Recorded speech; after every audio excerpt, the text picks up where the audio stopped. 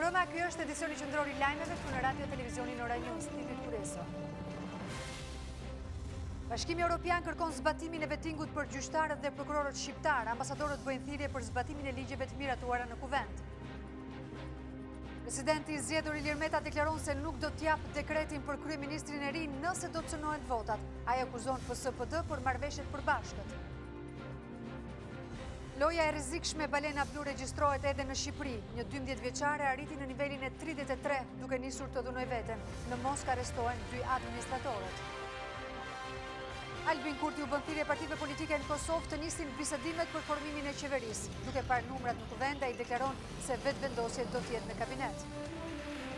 Trajneri kombëtares shqiptare Xhani Debiazi do të largohet pavarësisht fitores në Izrael. Ai deklaron se oferta për të qëndruar duhet të ishte bërë kohë më parë nga FSHF-ja.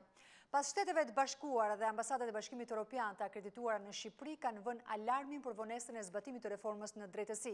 Në një deklaratë për mediat, autoriteteve u kërkohet të përmbahen ligjeve të miratuara në kuvent. Ambasadat e vendeve anëtare të Bashkimit Evropian kërkojnë nga Shqipëria zbatimin e reformës në drejtësi, si dhe nisjen e vettingut. Qëndrimi vjen vetëm pak ditë nga zbulimi I ankimimit që kishte bërë në gjykatën kushtetuese, shoqata e gjyqtarëve dhe avokatëve. Ambasada e shteteve anëtare të BE-s dhe delegacioni I BE-s në Tiranë u bëjnë thirrje gjitha autoriteteve përkatëse që t'i përmbahen plotësisht angazhimit të tyre për zbatimin e reformës në drejtësi që u votua një zëri në Parlamentin Shqiptar rreth një vit më parë. Vlerësimi I gjyqtarëve dhe prokurorëve, siç parashikohet në legjislacionin që është rishikuar tani më nga Komisioni I Venecias dhe Gjykata Kushtetuese e Shqipërisë, duhet të fillojë.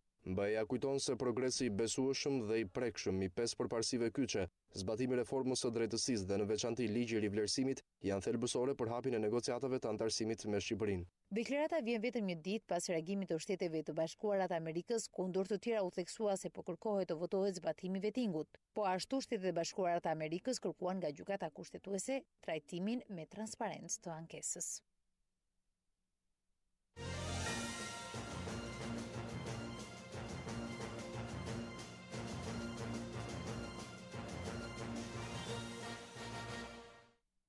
Ish kryetari I LSI-s Ilir Meta kërcënoi me mos dekretim të qeverisë së ardhshme nëse do të guxohet të preken votat e qytetarëve në zgjedhjet e 25 qershorit.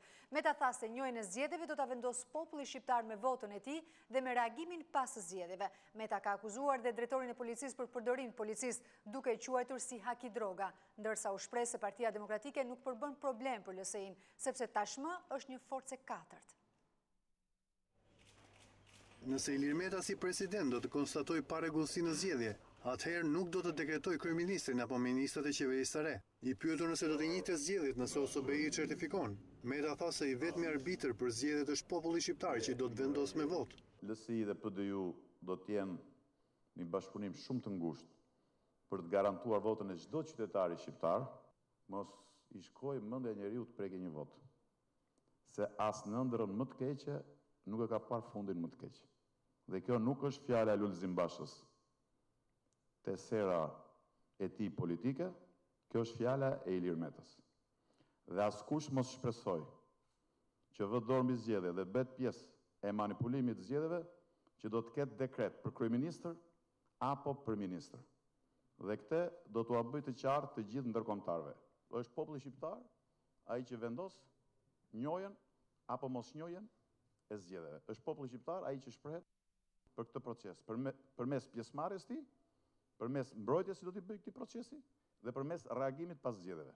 Lidhur me përdorimin e policisë në zgjedhje, Meta informoi se për këtë I ka dërguar një mesazh kryeministit Rama për të kontrolluar rolin e drejtorit të policisë së shtetit. Ja kam çuar një mesazh zotit Rama lidhur me haki drogën, I cili nuk duhet guxoj më të përdori policinë e shtetit në mënyrë policeske, antiligjore, përmes inskenimeve, mafioze, tipike të tij dhe të gjithë segmenteve që drejtojnë atë. Ish kryetari I Lëvizjes Socialiste për Integrim sulmoi sërish marrëveshjen Rama-Basha dhe tha se akuzat e liderit të opozitës ndaj tij vijnë sepse Partia Demokratike rrezikon të dalë në vend të katërt në zgjedhje. Ndërsa përsa I takon Lulit, ju gjithë e kuptoni që unë se ndihmoj dot në këtë garë dëshpëruar që ka nisur me PDI-un për vendin e tretë.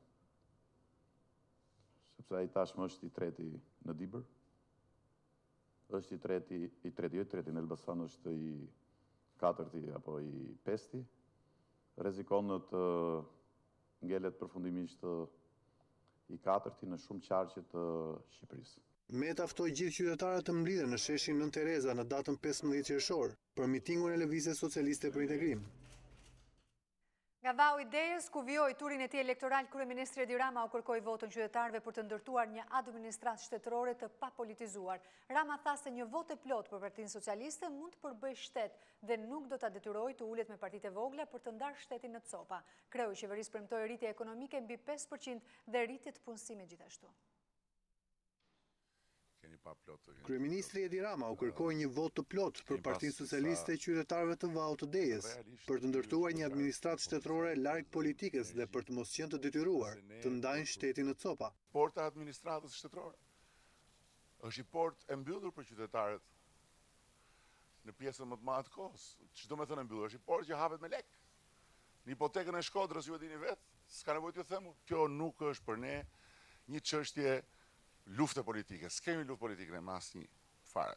Kjo s'është për luftë politike, kjo është një luftë për Shqipërinë që ne duam, për shtetin që ne duam ndërtojmë. Pikë marrë Muhamedi. Nëse duam ta zgjidhim këtë çështje e zgjidhim duke i dhënë një vot plot Partisë Socialiste, në mënyrë që ne mos jemi të detyruar të ulemi mbas zgjedhjeve, ndërkohë që ju prisni që ne të fillojmë punët për gjithë këto çfarë dëgjoni në fushat, ne të ulemi mbas zgjedhjeve të fillojmë ndajmë shtetin në copa. Rama premtoi rritjen ekonomike mbi 5%, për të cilën do të luftojë, njësoj si për vettingun.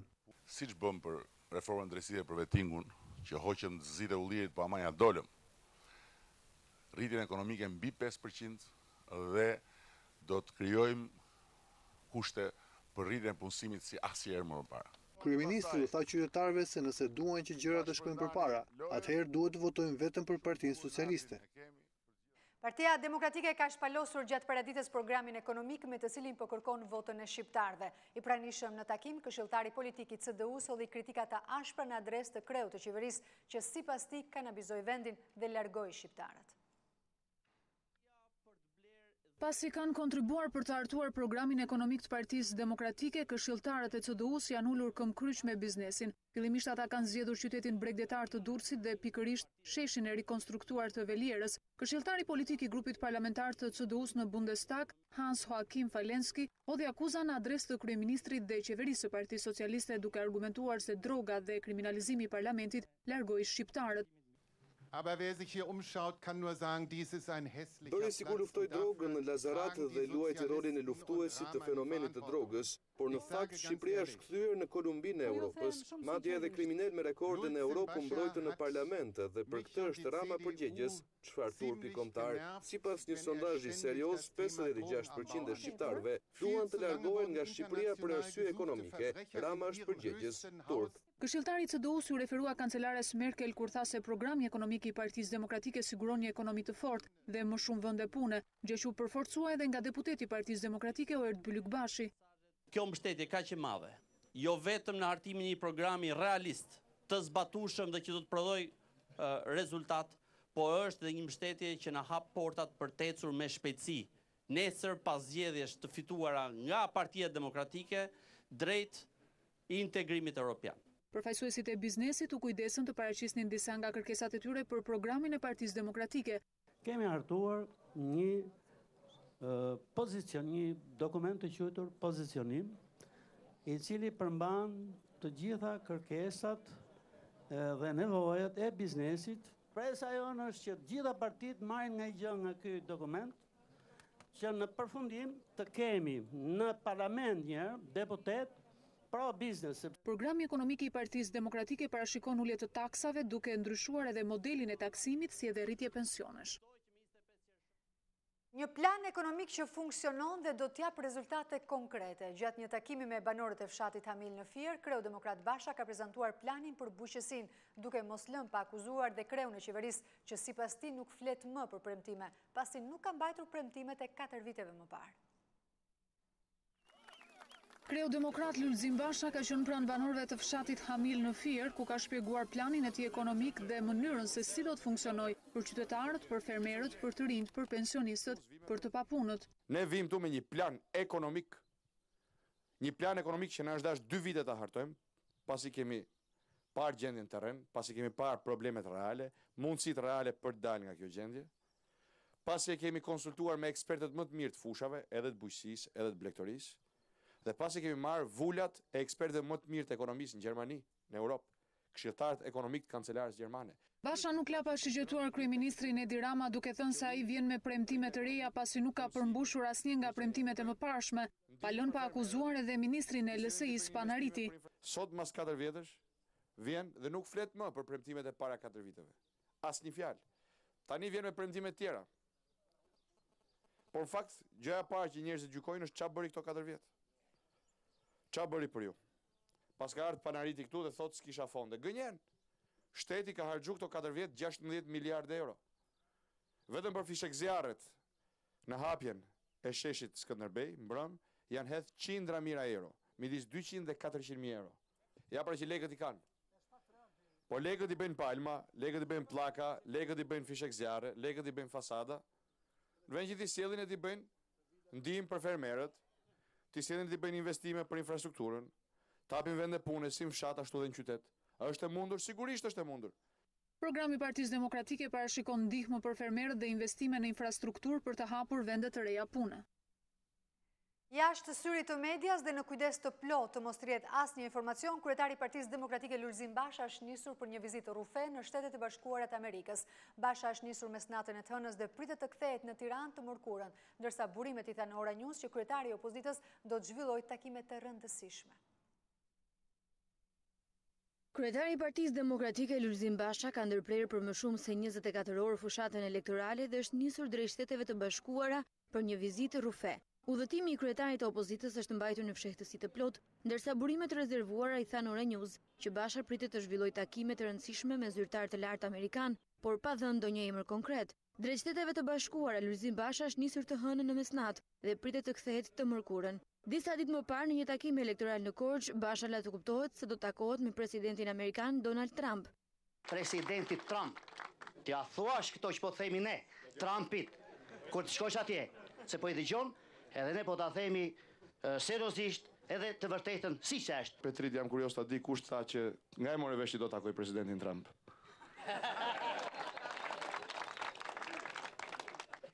Puna jote nga e more vesh, po mos na i hap sekretet kështu se do mërzitet e drama se se takoj do. Në vizitën e tij në Shtetet e Bashkuara, Lulzim Basha nuk shoqërohet nga asnjë zyrtar i Partisë Demokratike. Në një takim me gratë dhe vajzat në Shkodër, kryesuesi i listës së kandidatëve të Selisë Roz për këtë qark Ditmir Bushati theksoi se modeli socialistëve është ndryshe nga ai i Partisë Demokratike sa i takon forcimit të gruas në vendimarrje. Ai premtoi më shumë vëmendje për punësimin e grave dhe vajzave në mandatin e ardhshëm qeverisës. Forcimi i gruas në vendimarrje për Partinë Socialiste nuk është një premtim, por një fakt i prekshëm si në qeverisinë qendrore, ashtu dhe në nivel institucional. Kështu shpreh në një takim me gratë dhe vajzat në Shkodër, kryesuesi i listës së kandidatëve socialistë për deputet, ministri i jashtëm Ditmir Bushati. Përballë këtij realiteti, tha ai, është Partia Demokratike, e cila largoi nga kuvendi një grua të fortë si Josefina Topalli. Ne do të dëshironim që gruaja të jetë edhe më e përfaqësuar, siç është sot për sot. Shumë herë më e përfaqësuar në qeverinë qendrore, të ishte po kështu edhe në parlamentin e ardhshëm, edhe në listën e ardhshme të Shkodrës, edhe në ekipin përfaqësues të punëve të mira që do duhet bëhen këtu në Shkodër. Pavarësisht se e kam dhe do ta kem gjithmonë kundërshtare politike Josefina Topallin, unë mendoj që Josefina Topalli është e vetmja gruë në Partinë Demokratike që ka bërë diçka për Shkodrën. Ministri kërkoi ndjesë për gabimet e së shkuarës, mes të cilave dhe ofrimi një politike të fortësh dhe për të fortët. Ministri Bushati premtoi që në 4 vjeçarin e ardhshëm do i kushtohet më shumë vëmendje politikave të punësimit të grave, si dhe forcimit të pozitës së saj në familje dhe shoqëri. LSI është një forcë politike që kërkon të përplas programe dhe jo të bëj përplasje akuzash. Nga Vlora, ku kandidon i pari në listën e LSI-s, Shezai Rokaj kërkoi vot për LSI në 25 qershor. Kryesuesi i listës së kandidatëve për deputet të LSI-s në qarkun e Vlorës, profesor Shezai Roka, i shoqëruar nga kandidatët e tjerë të këtij qarku, ka zhvilluar një takim me banorët e rajonit 4. Sipas Rokaj, LSI është për një betejë programesh dhe jo thjesht fyerjesh. Ne nuk kemi një luftë personash, nuk kemi një luftë partish, ne kemi një luftë programesh. Ashtu si numri 2 i LSI, edhe Rokaj nisi një urim Partisë Socialiste në 26 vjetorin e krijimit të saj. Sot është një ditë e veçantë për Partinë Socialiste. Ne i urojmë asaj force të përfaqësojë gjithmonë aspiratat e socialistëve.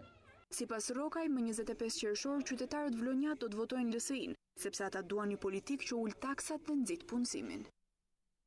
Gjatë një takimi me banorë të njësisë bashkiake nr. 3, kryetari i PD-s u ka bërë thirrje të votojnë këtë parti më 25 qershor si alternativën më të mirë për vetë kauzat që ka mbrojtur. Idrizi premtoi mbështetje për bizneset. Nëpërmjet sloganit veç për një atë dhe, kryetari i Partisë për Drejtësi, Integrim dhe Unitet Shpëtim Idrizi u ka bërë thirrje banorëve të njësisë 3 të votojnë PD-ju si partinë e kauzave të mëdha. Gjatë fjalës së tij, Idrizi foli për rëndësinë e mbështetjes së biznesit në mënyrë që të rritet punësimi dhe zhvillimi ekonomik. Ju bëj thirrje të votoni numrin 13, Partinë për Drejtësi, Integrim dhe Unitet, e cila i duhet skenës politike shqiptare për t'i dhënë më shumë atë dashuri, për t'i dhënë më shumë kombëtaritet, për t'i dhënë shqiptarëve më shumë dinjitet. Ekonomia e tregut, biznesi, njerëzit e respektuar të punës janë ata që do ta zhvillojnë këtë vend. E ne jemi krah tyre për një sistem fiskal shumë të drejtë, për një sistem fiskal i cili stimulon ekonominë, por edhe për një zhvillim të qëndrueshëm ekonomik. Në këtë takim ishin të pranishëm kandidatët për deputet në qarkun e Tiranës, Arjan Hamiti e Alfred Deshati. Gjatë një takimi me banorët e Prezës, Fatmir Mediu ka shpalosur programin politik të Partisë Demokratike dhe lehtësira që do të krijojnë fermerëve me qeverinë e Lulzim Bashës. Kreu Republikan evidentoi si garanci për suksesin e këtij programi fakti që ky program është hartuar nga ekspertët më të mirë të kancelares Merkel. Gjatë një takimi me banorët e Prezës, kreu Republikan Fatmir Mediu vlerësoi programin e hartuar nga ekspertët e kancelares Merkel për të pasur, siç tha ai, një ekonomi të fortë. Ajo që ndërton shkollat, spitalet, mirëqenien është ekonomia private. Ne jemi në ekonominë e tregut lirë, ku secili është i zoti për të ndërtuar, por ti duhet japësh shansin e mundësinë, politikat e dura. Programi ynë nuk është premtim, por është një angazhim konkret i përcaktuar në kohë. E kemi bërë këtë me qeverinë Merkel, me specialistë më të mirë. Mediu ndalën në politikat që do të ndiqen për zhvillimin e bujqësisë, sektori i cili tha ai pothuajse u shkatrua tërësisht gjatë qeverisjes së rilindjes. Sipas Mediut, qeveria Basha do të asistojë në pagesat e energjisë për shtresat në nevojë. Ben Blushi, kryetari Libras, ka ofruar mbështetje për statusin e minatorit në parlament dhe mbështetje për sindikatat në takimin e tij me banorët e Bulqizës. Blushi denoncoi politikat e shkatërimit të minjerave dhe premtoi rishikim të tyre. Libra ka prezantuar programin e saj me simpatizant, antar dhe minator të Bulqizës. Në takimin e zhvilluar, kryetari Ben Blushi premtoi rishikim të gjithë politikave, duke garantuar votën e sigurt të Libras në parlament për statusin e minatorit.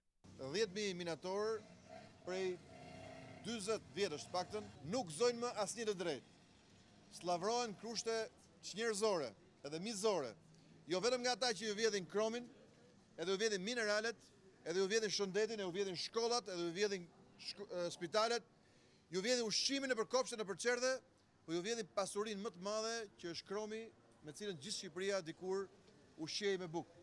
Kryetari Blushi denoncoi politikat e shkatërimit të minjerave dhe varfërimit të banorëve të Bulqizës. Themeluesi i sfidas Gjergj Bojaxhi ka zhvilluar takimet elektorale në Vlorë, ku ka prezantuar kandidatin për deputet Jonat Drami. Në fjalën e tij, Bojaxhi ka theksuar se sfida është alternativa ndryshe 25 qershorit. Vlora ka qenë ndalesë e radhës e sfida për Shqipërinë në këtë fushat elektorale. Themeluesi i saj, Gjergj Bojaxhi, duke prezantuar Jonat Dramin si kandidatin për qytetin bregdetar, theksoi se sfida është alternativa ndryshe në zgjedhjet e 25 qershorit. Jemi shumë të bindur që Shqipëria s'ka nevojë për parti të reja. Shqipëria ka nevojë për parti ndryshe. Dhe sfida është një parti e tillë. Ne kemi bërë që ai që është kryetar s'ka drejtë të deputet e politikan. Pse e kemi bërë këtë? E kemi bërë sepse gjatë gjithë këtyre viteve, për çerek shekulli, kemi parë se si një kryetar merr në kontroll partinë, merr kontroll shtetin dhe pastaj bëhet pronar. Kandidati Drami në fjalën e tij u premtoi vlonjatëve se te sfida zëri tyre do të dëgjohet. në 27 vjet ne kemi dëgjuar, siç kemi dëgjuar edhe në këto 20 ditë fushat elektorale, nga kjo klasë politike ta trajtoj Shqipërinë dhe shqiptarët si një tepsi, tek e cila gjithë secili duhet fus duart të hak nga kjo tepsi, dhe në djallë pastaj e ardhme e fëmijëve, e ardhme e shqiptarëve. Gjatë takimeve me mbështetësit është diskutuar mbi shqetësimet dhe problemet të qytetarëve, teksa u theksuar rëndësia që ka përdorimi i votës si mjet për zgjidhje.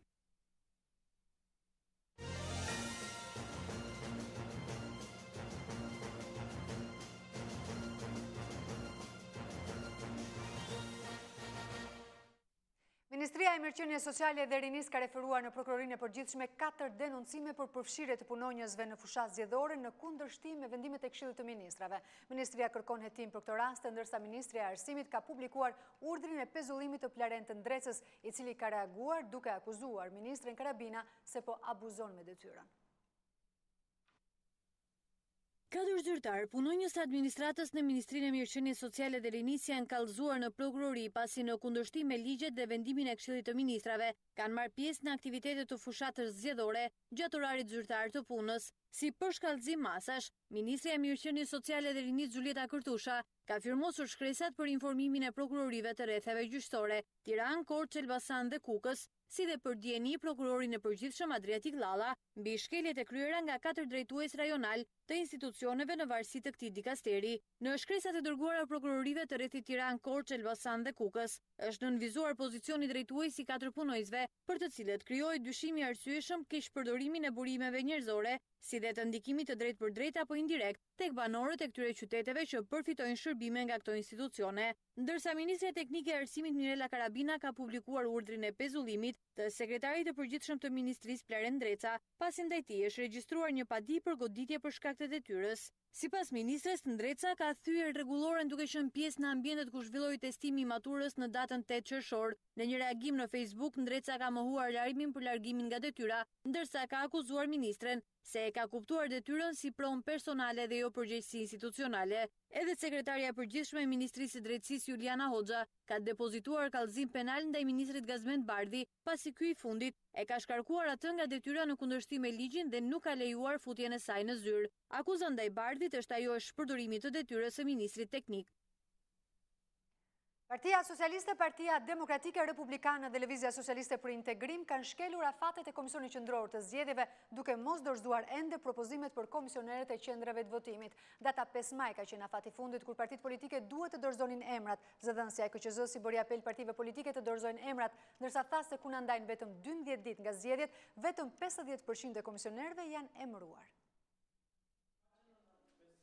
Komisioni Qendror i Zgjedhjeve ka ngritur shqetësimin e shkeljes së afateve ligjore nga partitë politike për depozitimin e propozimeve për komisioner të qendrave të votimit. 8 ditë pas përfundimit të afatit zyrtar janë emëruar më pak se 50% e komisionerëve të qendrave të votimit. Pavarësisht se janë ezauruar të gjitha rrugët e komunikimit, qoftë shkresor apo verbal, vijon të mos ketë reagim nga Partia Socialiste e Shqipërisë, nga Partia Demokratike, Partia Republikane, Lëvizja Socialiste për Integrim, të cilat janë dhe subjekte të cilat kanë të drejtën për të propozuar komisioner të qendrave të votimit. Komisioni Qendror i Zgjedhjeve i kërkon partive politike, Partisë Socialiste, Partisë Demokratike, Partisë Republikane, Lëvizjes Socialiste për Integrim, që të dorëzojnë dhe të depozitojnë menjëherë pranë KZAZ-ve propozimet për komisioner të qendrave të votimit. Sipas zëdhënëses së Komisionit Qendror të Zgjedhjeve Drilona Hoxha, afati për emërimin e komisionerëve është e kaluar dhe kjo sipas saj sjell pamundësinë e trajnimit të tyre. Trajnimi i komisionerëve është një detyrim ligjor i ngarkuar nga Kodi Zgjedhor. Policia e Shtetit ka publikuar masat e tjera që ka marrë në prag të zgjedhjeve parlamentare të 25 qershorit. I gjithë procesi do të monitorohet në kohë reale nga një sallë operative. Drejtori i përgjithshëm Aki Çako ftoi qytetarët të denoncojnë çdo paregullsi apo shkelje të ligjit. Të gjithë efektivët do të pajisen dhe me një libër xhepi në të cilin parashikohen të gjitha deturimet e punonjësve të policisë sipas kodit zgjedhor. Po ashtu, Policia e Shtetit dhe prezenca e OSB-s në Shqipëri organizua një takim informues për masat e marra gjatë fushatës zgjedhore për sallën e komandës dhe kontrollit. Zëvendës kryetari i prezencës së OSB-s në Shqipëri, Robert Wilton, nënvizoi rolin që OSB do të ketë në vëzhgimin e këtyre zgjedhjeve. Në fund, ai u tha pjesëmarrësve se ju takon qytetarëve dhe politikanëve shqiptar të vendosin nëse këto zgjedhje do të jenë të lira dhe të ndershme. Albin Kurti, kandidati i lëvizjes vetëvendosje për kryeministër, ka ftuar Lidhjen Demokratike të Kosovës dhe AKR-n në bisedime për të krijuar qeverinë e re në Kosovë. Kurti ka ftuar gjithashtu dhe të gjithë ata deputet nga koalicioni PDK-AAK nisma që nuk duan të bëhen pjesë e klanit Pronto, të bëhen pjesë e këtyre bisedimeve. Kurti tha se vetëvendosja është partia më e madhe e këtyre zgjedhjeve dhe si e tillë e ka të drejtën e krijimit të qeverisë. Kandidati i lëvizjes vetëvendosje për kryeministër Albin Kurti, partia e cila më 11 qershor do lihet dyta në zgjedhje, ka ftuar LDK-n dhe AKR-n që t'i bashkohen partisë së tij për krijimin e qeverisë me Kurtin shef të ekzekutivit. Në një konferencë për mediat, Kurti tha se ftesa vlen edhe për ata deputet të koalicionit PDK-AAK nisma që nuk duan një tjetër qeveri të asaj që ai e quajti klani Pronto. Ne sot ftojmë të gjitha subjektet politike të koalicionit LDK-AKR Alternativa, si dhe të gjitha ata deputet të koalicionit PDK-AAK nisma që janë kundër vazhdimit të regjimit të vjetër, pra kundër pushtetit të klanit Pronto, që të na bashkohen në tryezë për të diskutuar mbi situatën e re politike të vendit pas këtyre zgjedhjeve, si dhe për programin politik të një qeverie të re të drejtuar nga lëvizja vetëvendosje. Megjithatë, aktualisht duhen parë mundësitë kushtetuese që Kurti të krijojë qeverinë e re të Kosovës si subjekti i dytë i dalë nga zgjedhjet e 11 qershorit. Sipas interpretimit të dhënë nga gjykata kushtetuese në 2014-ën, mundësinë e parë për formimin e qeverisë e fiton koalicioni apo partia politike që i fiton zgjedhjet. Kujtojmë që në 2014 një iniciativë ngjashme për krijimin e qeverisë nga subjektet e dyta ose humbëse çoi vendin në një krizë 6 mujore.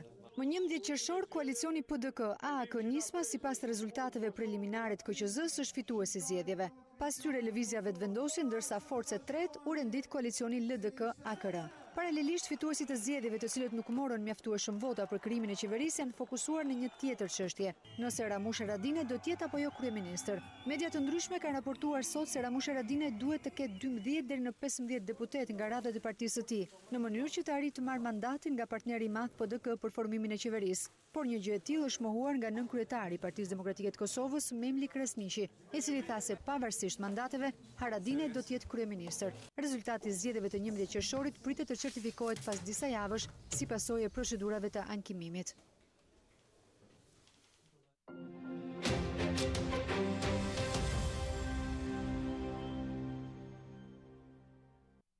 Shfaqen pasojat e para nga loja e rrezikshme e njohur në botë si loja e balenës blu. Bëhet fjalë për një 12 vjeçare nga Gjirokastra e cila është pikasur nga shokët e klasës kur ndodhe në nivelin e 33 lojës dhe ku vetë sakrifikimi vijon me heqjen dorë nga ushqimi, si dhe me djegjen e trupit me bishtat e cigares. Adoleshentja që tashmë ka shpëtuar nga rreziku ishte futur në kurth nga një bashkëmoshatare e saj, e cila i ofronte aparatin celular për të luajtur.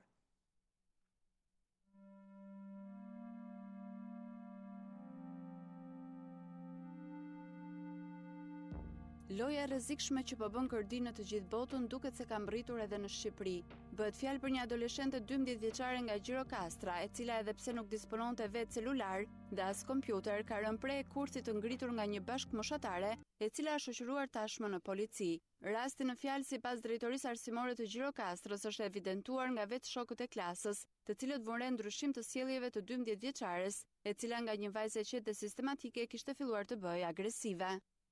Bëhet fjalë për një vajzë në klasë të 7 në shkollën Koto Hoxhi, e cila kishte 15 ditë që luante lojën e balenës blu. Deri më tani kemi arritur që asaj të shpusim çdo marrëdhënie me internetin, ta ndërgjegjësojmë që kjo ishte një lojë e cila mund të rrezikonte edhe jetën e vet. Vajza ka bërë një kthes menjëhershme, ka filluar të ushqehet sepse kishte ndërprer edhe ushqimin, është ndërgjegjësuar dhe themi se jemi në hapat e mbara për t'i shpëtuar jetën kësaj. Burimet Ora News bëjnë me dije se bashkëmoshatarja e ka joshur fillimisht vajzën pasi në një nivel të caktuar, loja të kërkon që ti ta përhapësh atë tek miqt apo shokët e tu, në mënyrë që të kalosh në një nivel tjetër.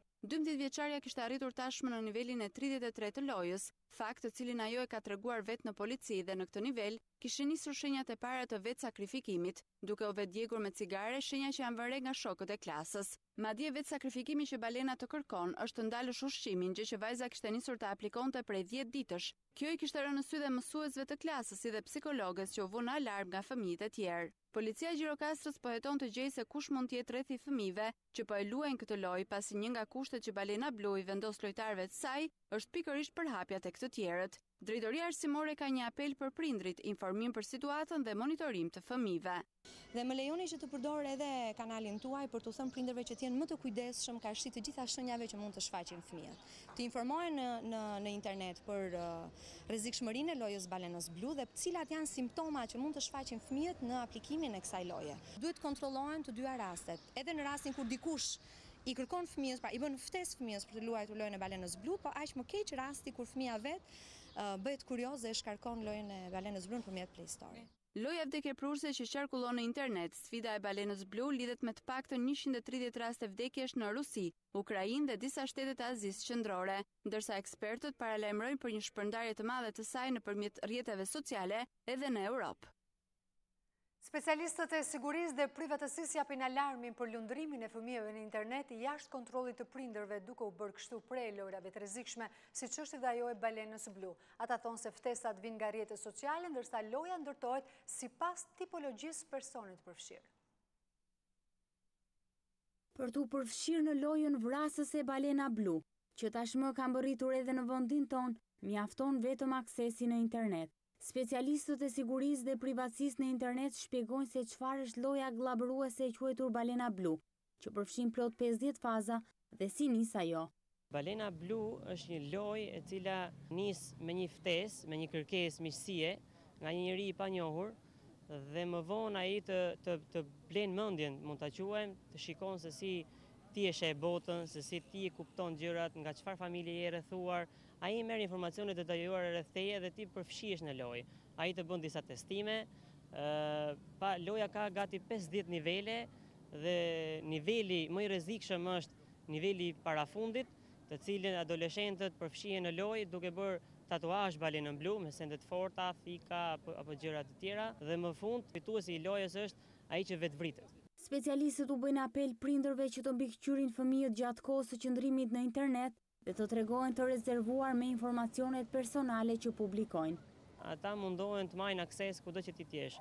Nuk është vetëm Facebooku, ata aksesohen edhe nga YouTube, nga rrjetet tjera, Twitter, Instagram, apo kudo ku ka masivizëm ata janë aty. Filtrimi i informacioneve ndodh pikë pari nga kompanitë që ofrojnë shërbime në internetit. Pikë dyti janë familja, ata duhet jenë mbikëqyrës në këtë proces. Gjithashtu është edhe një pjesë e cila është shumë e rëndësishme, ndërgjegjësimi personal që çdo fëmijë apo i rritur duhet të ketë informacione rreth informacioneve që jep ai në internet. Pra sa më i rezervuar ti je në internet, aq më i sigurt ti do jesh. Krahas 2 rasteve të konstatuara si viktima të balenës blu në vendin tonë, edhe 2 fëmijë shqiptar që jetojnë në Greqi janë bërë së fundi prej saj.